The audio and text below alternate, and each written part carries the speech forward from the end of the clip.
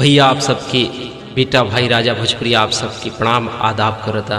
देखिए भैया, आजकल कोरोना की महामारी में पूरा देश जूझ रहा बा। आई हिंदू मुस्लिम आपस में ही लड़त रहे जात पात के लेके। आई ये गीत के माध्यम से आप तक पहुँचाओ तनी, हो सके तो आप सबके पसंद आई।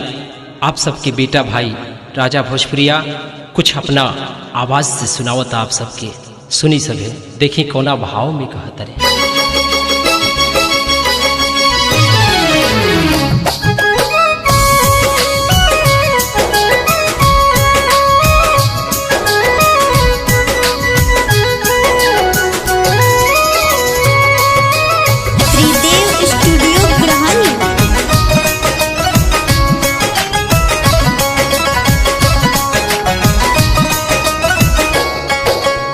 सब कल खुनवा एक ही रे हउवे, एहो सब कल खुनवा एक ही रे हउवे। धारा मावा लगा लगा पा, धारा मावा लगा लगा पा। केहू पंजाबी केहू कानपुरिया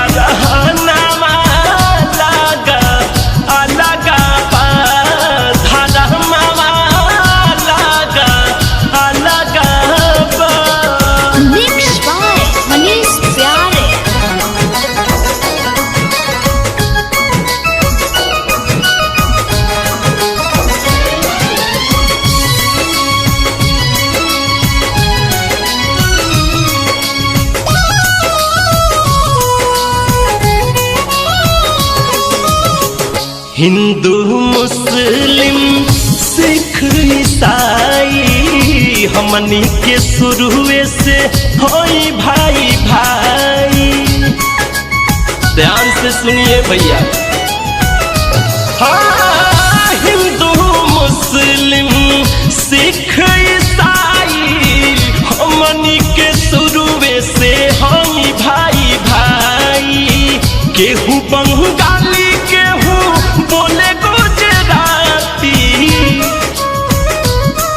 हाँ केहू भोजपुरिया केहू बोले मराठी। पहचाना लगा लगा बा, धारा मामा लगा लगा बा।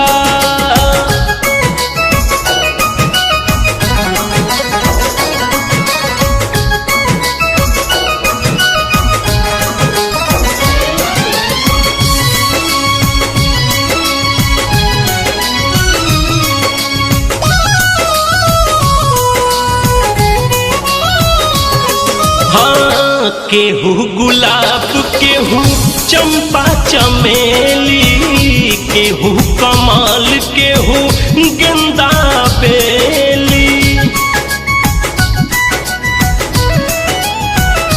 हो केहू गुलाब केहू चंपा चमेली, केहू कमल केहू गेंदा बेली।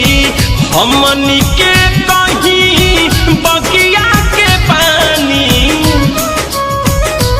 एहो हमनी के कहीं बगिया के पानी। सुगंधवा लगा लगा बा, धारा मामा लगा लगा बा।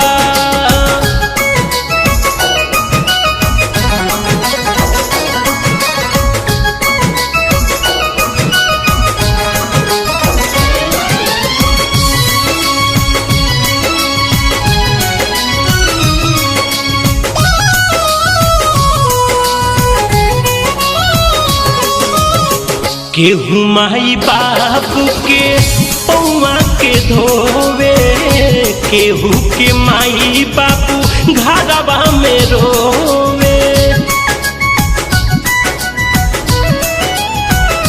हाँ केहू माई बाबू के चरनिया